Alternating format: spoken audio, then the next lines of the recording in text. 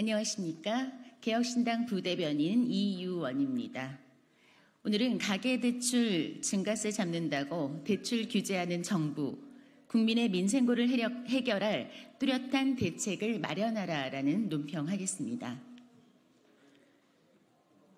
지난달 은행권 가계대출은 전월 대비 5조 원 넘게 늘어 4개월째 증가세가 꺾이지 않고 있습니다. 한국은행이 어제 발표한 7월 금융시장 동향에 따르면 가계대출 중 전세자금 대출을 포함한 주택담보대출은 7월 들어 5조 6천억 원 늘어 전체 증가세를 이끌었습니다.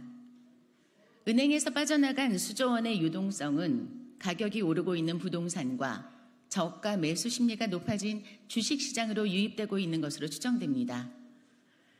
가계대출의 증가 속도가 비정상적일 때 위험합니다. 영혼을 끌어모아 대출한다는 부동산 영끌과 빚내서 투자한다는 증시 빚투와 같은 비정상적 투기 심리를 부추기기 때문입니다. 1,900조 원에 육박하는 가계대출은 우리 경제의 적신호입니다. 내수 침체 속 집값 급등이라는 최악의 상황이 현실화하도록 해선 안 됩니다. 건전한 투자는 내수를 진작하지만 투기로 번지면 실물 경제를 해칩니다. 부동산 관련 갭 투자 등 불공정 거래가 급증하면 서민들의 민생고는 더욱더 커질 수밖에 없습니다.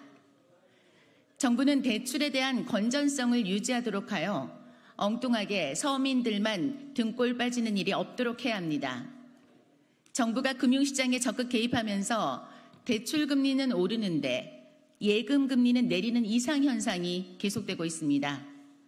재정 정책뿐 아니라 부동산 안정화 대책을 적절한 타이밍에 내놓기 바랍니다. 윤석열 정부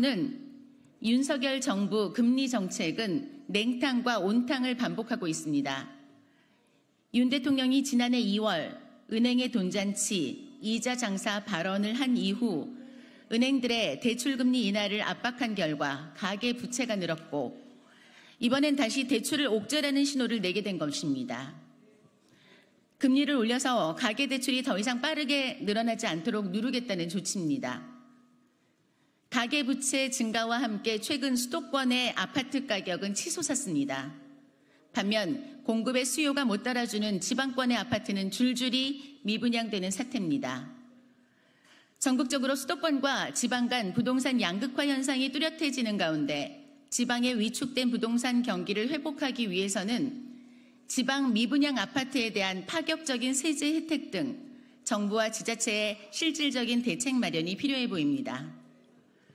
정부는 언제까지 이렇게 헛발질을 계속할 겁니까? 집권 3년 차에 아직도 오락가락하는 윤석열 정부는 가계대출과 부동산 시장 안정이라는 중차대한 민생고 해결에 집중하십시오. 그때그때 위기 모면을 위하여 날리는 공수표가 아닌 국민 누구나 공감할 수 있는 명쾌하고 뚜렷한 대책을 시급히 마련할 것을 촉구합니다. 감사합니다.